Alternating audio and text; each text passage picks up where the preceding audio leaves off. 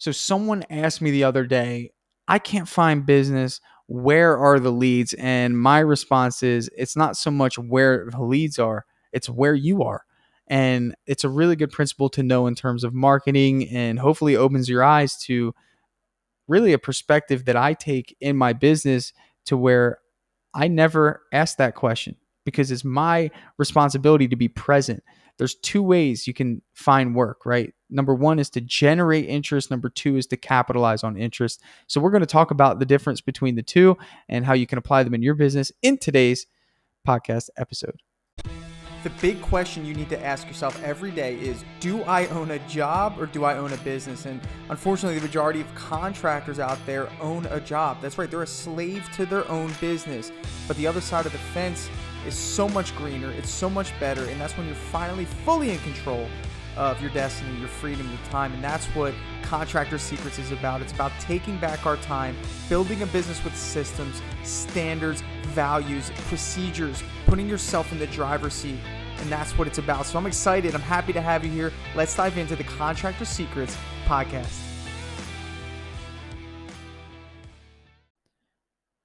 What's up, guys? All right, so today I want to talk to you about really this question I get a lot, and I have a couple principles that I'd like to share with you, maybe help you see some things a little bit differently, and give you some advice about marketing. Marketing is very, very important. That starts the engine. Okay. Without marketing, we can't have sales. And then without sales, we can't have production. So, we're going to talk about marketing today and some principles that I want to share with you that'll help you see marketing a little bit differently. Okay. So, one of the questions I got is actually in a previous breakthrough session was, where are the customers? I'm sitting here waiting for the phone to ring.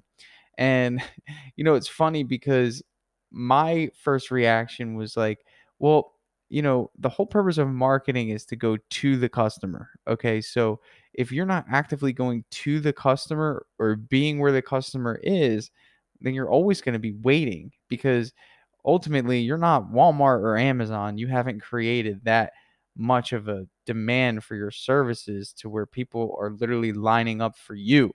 So the question is not where are the customers, the question is where are you?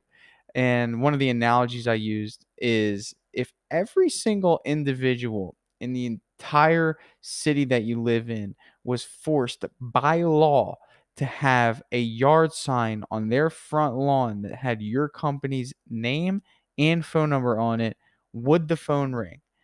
And would you get business? And obviously, it was a resounding yes. Well, why is that, right? So obviously, it's a bit ridiculous of an analogy, but why would you get business? Well, the reality is, in our trade, a lot of us are painters, and in any home service trade, okay, the market for our services is massive. That means that anyone that lives in a structure that has walls that can be painted, that aren't brick, or brick can be painted, I guess not. Anybody that lives in a structure could use our services. Okay. That is our market, is any person that could use our services. Okay. That eventually will need our services. Now, yes, some people will say, I'll do it myself. And then they do it and then they hire us the next time. You guys all know how it goes, right? Some trades, they can't do it themselves, like roofers. I mean, you're not going to find homeowners that say, I'll just throw on a roof next weekend. That doesn't happen. Okay. Maybe in third world countries, not here. So the reality is, our market is absolutely massive, right? And again, going back to my analogy, if everyone knew who you were and had a constant reminder every day when they stepped outside of their house, law of averages will tell you that you're going to get a lot of phone calls. And if it was a state law that they had to have it, just because this analogy permits that you're everywhere at all times, not only the people who live in the community will have your name in front of their yard, anyone driving by, obviously they would all be talking about your company in, coffee shops, because they'd be like, aren't you just tired of that, yard sign in your front lawn? And well, what's with that company? But really, long story short, it's all about the awareness, right? So branding, marketing, they go hand in hand. So the reason I'm saying this is, I'm just hitting this over and over. It's not so much where are the customers, it's where are you? and where are you when the need arises?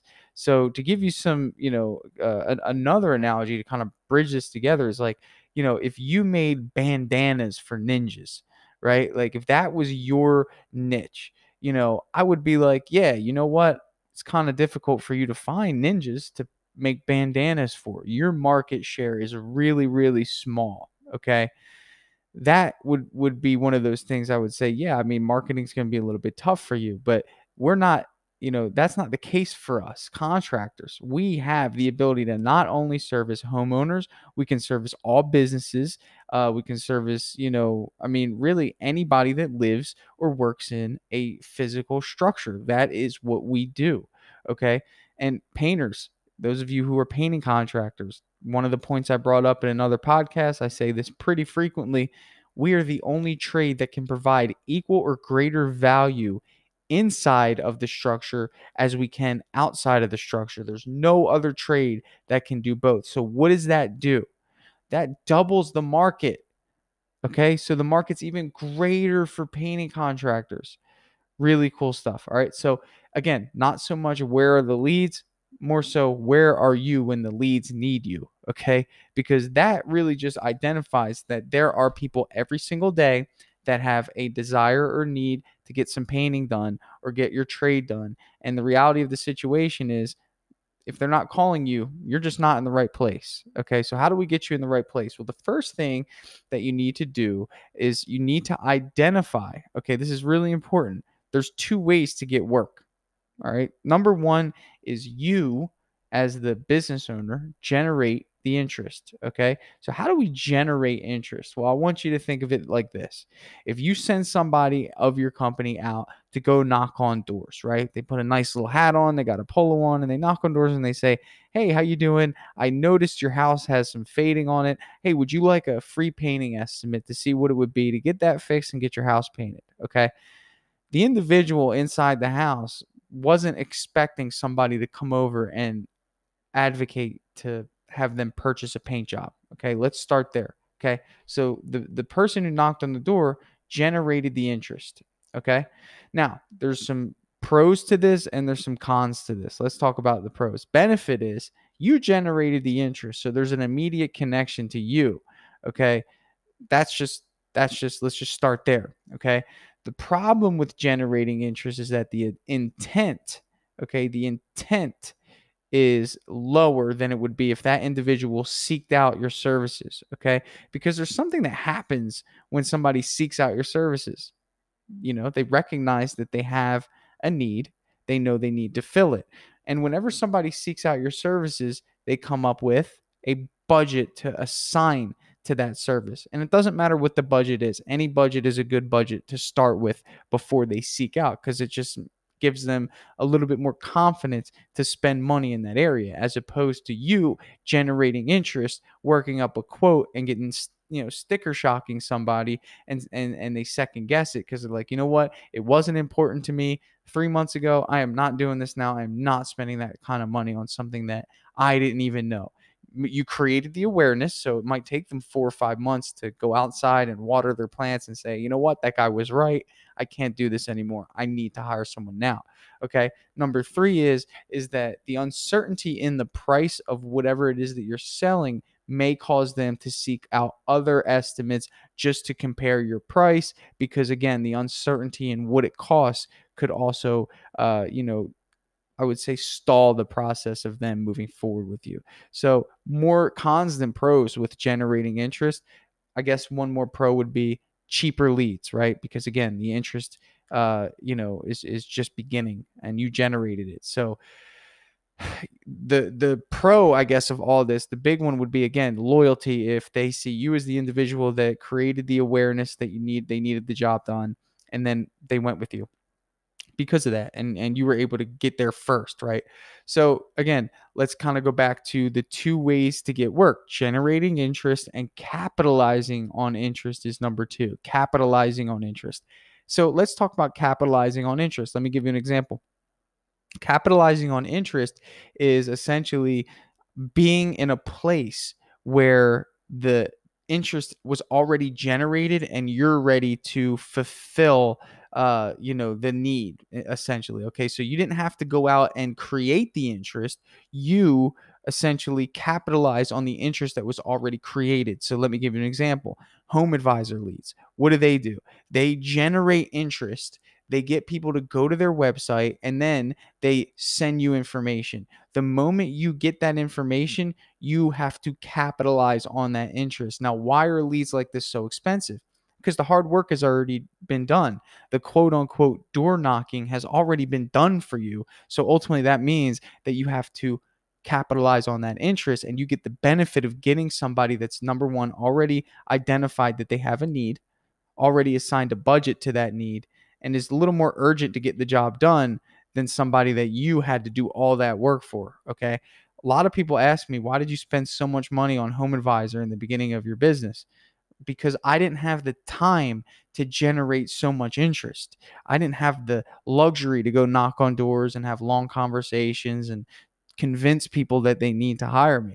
I wanted people that were ready to go. And if you listen to a lot of the breakthroughs that I do, when I find that somebody's struggling generating interest, I say, forget generating interest, just capitalize on interest. Buy Google ads, buy Home Advisor leads, buy Angie's List leads, buy wherever, spend money on leads, spend money on it, because ultimately you're so small right now. Number one, you don't have the network to generate interest. Now, bigger companies, I have a couple friends that run $5 million painting companies. They have a team that they assign to generate interest. What do? They create a team of door knockers to go out and knock doors on neighborhoods. Law of averages will say that they're going to find leads. Of course they are. The market's massive. Anyone who lives in a structure is your potential customer. Okay. So obviously that's going to work. Do you have those resources? If you do, great, use them. If you don't, buy them, and buy them from somebody who's out there generating interest. Nick Slavic came on to the podcast. He said that he uses a company that goes out and generates interest. That's all that he does, and it works for him, right? He, quote unquote, pulls the lever. He hires a company that goes out and puts mailing flyers on doors and inside of mailboxes for him. Okay. Generating interest. It doesn't matter. You're either going to spend money on generating the interest or capitalizing on the interest. Now, problem is, if you're stretched thin, you're trying to do both, right? So you're, quote unquote, knocking on the door, generating the interest, trying to capitalize on the interest. The only drawback on this is that it just takes too long. And in the beginning of a business, you need to produce work frequent enough to create a system of production. If you're generating the interest, capitalizing on the interest, and then trying to produce the job, that takes too long, because as you're producing the job, chances are you can't really go out and generate interest until you're done the job.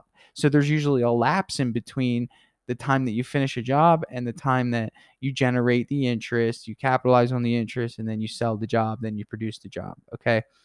My suggestion is, in the beginning, capitalize on the interest. So what did Google provide for you, right? So when people go and search for a contractor, Google has generated enough interest and trust in their platform for people to use it to find what they're looking for, right? That's the whole purpose of what Google does. They have focused forever on making sure that the search results that they provide people are trustworthy. Okay. So that's why SEO is all about building trust on your website. Whenever you hire someone to do SEO, they put the right headers, they put the right information, they load it up with content. So the crawlers that go out to the websites in the world go on that website, they read it, and then they say, okay, this is a trustworthy resource. I'm going to put it on Google at the top when someone searches it. So somebody that searches it gets a good result when they search it. That's the entire business model of Google. Okay. What does that mean? When they search for a painting contractor, they are basing that top ranking off of a few things. Number one, reviews, right? So whenever you search for a painting contractor in my area, we have the most 5-star reviews. Google says, okay, I'm going to show that to whoever comes. So we, give someone who's looking for this service a trustworthy individual. So they've generated the interest for me. I'm capitalizing on it, right? They've generated the interest. They have found a way to generate interested individuals who are looking for my service, and I am in a position to capitalize on it on Google. Okay. Same goes for Home Advisor. Same goes for Angie's List. I hope you're catching me now, is essentially whenever you're looking for work, two ways. You either generate it or you capitalize on it. You can do both. Absolutely. But we're talking about growth here. Growth says, I don't have time to do both. I'd rather just pay for something or someone to generate that interest for me, and I will capitalize on that interest. Okay. Let's talk about pros and cons of capitalizing on interest. Number one, more expensive, right? Because the work's already been done for you. Home Advisor spent money on ads to generate interest to get people to submit their information so you can sit there and capitalize on it. So chances are you're going to spend a lot more money. That's why Home Advisor leads are so expensive. That's why Google ads add up pretty quickly. You're generating the interest. Another pro, intent is usually high because at that point they've submitted their information. So their intention on getting the job done is a lot higher than somebody that was just chilling in their house and you knocked on their door to see if they're interested in getting their house painted or whatever service that you do. So intent is high. Okay. In terms of competition, okay, competition's a lot higher because these services and these individuals are a lot more motivated to get more estimates. They want to kind of get a feel for, what the market is asking to do this sort of project. So you're going to deal with more competition. Other contractors in your area are going to be competing, and it's a level playing field. Home Advisor did it. You three or whoever whoever's giving estimates are just sitting there capitalizing on the interest. Okay, so that's probably the biggest con is competition, and price. Which hopefully I said that price was a pro, but the high price is a con. That's the drawback. So think about this the next time that you get a lead and you're like upset that the lead costs so much. Just think about it. You didn't do any of the work. They did it for you. So what are you expecting?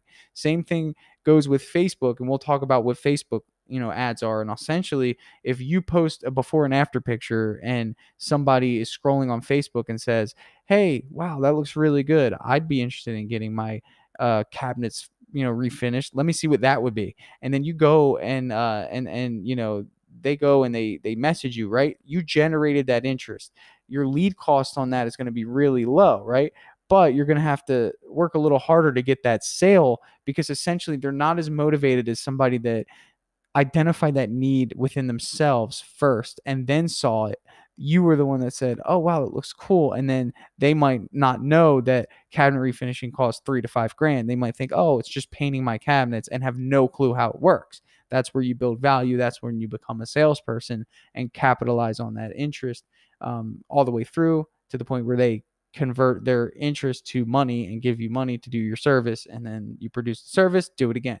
So this is a short-term strategy that I want to give you. And my thing is spend the money. Okay. You should be an investor for the first 2 years of your business. Stop trying to make profit in the first 2 years of your business, because if all you're focused on is making profit in your first two business and saving it, there's no way you can grow. You have to get comfortable with spending money on interest. Okay. Capitalizing on it. Okay. Now, either way, you're going to spend money, right? If you have a team of people generating interest, they probably won't do it for free.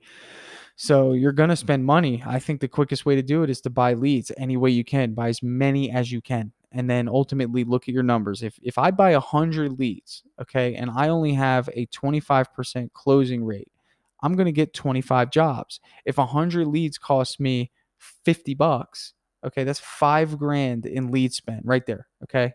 $5,000. Okay. All of us know that it's not going to take much for 25 jobs to add up to $5 grand, right? So it works every time. The trick is sticking with it, right? A lot of us get frustrated. Oh, they didn't answer. They didn't do this. I can't sell it. Well, you need to get better at sales. You need to understand that this is a dog eat dog game. When you signed up to be a business owner, you signed up to be a salesman, you signed up to be a marketing director, you signed up to be an office admin, you signed up to be a project manager, a supervisor. You signed up for 15, 20 roles in your company, and you didn't even know it. You thought you were just going to paint. You thought you were just going to, jump in and knock out some work. No, it doesn't happen that way.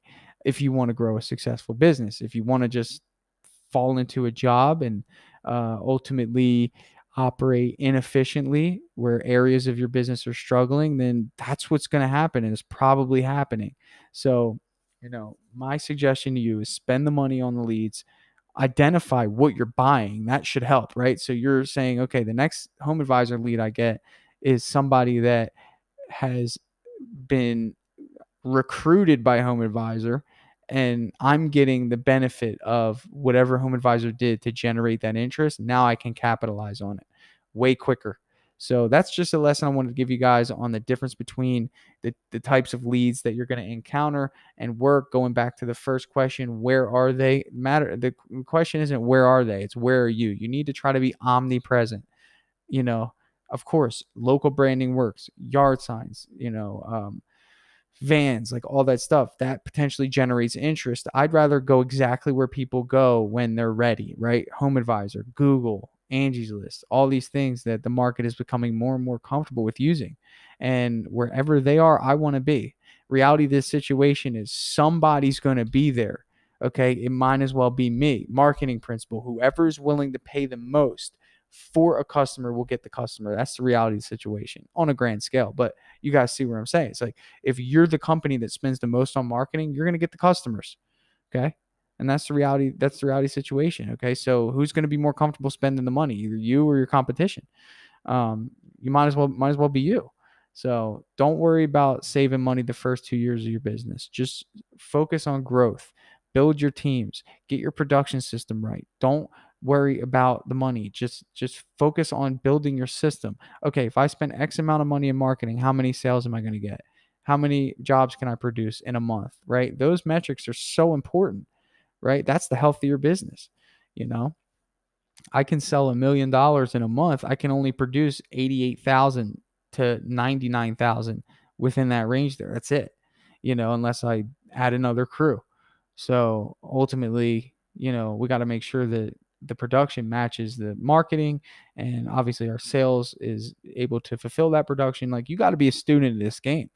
And I think you are, because you're listening to this, and I can appreciate that. So if you have any questions on this, please let me know. Reach out to me, Instagram, Facebook, somebody text me. I don't know. Just reach out to me and I'd be happy to go over this with you. If you'd like, jump on with me on a free breakthrough session. You guys know that I do them. They're free. No obligation to you, just straight value with the benefit of me sharing it with other people. So if you're thinking, man, I don't understand this, I want some more help, just jump on with me. 15, 20 minutes, 30 minutes, whatever. I will give you some honest feedback, some advice on how you can apply this principle into your business, coming up with a budget, whatever you want to do. Just hit me up. Thanks so much for listening, guys. Have a great day. Hey, I just want to take a second to thank you for joining me here on the Contractor Secrets podcast. I'm just going to take this opportunity to let you know that my passion is coaching people, helping people. I've changed my Instagram name to @contractorcoach. And I did that because that is my passion. I want to help you. So please reach out to me. If you have an issue going on in your business, send me an email, find me on Instagram, message me, and let's do a breakthrough session. I want to work through your problems in your business to help you get to that next level. And one thing that I always say is this, the difference between those that get over the humps and the hurdles in business is just a change in perspective. And that's what I plan to offer you. So get with me, message me, allow me to help you take your business to the next level.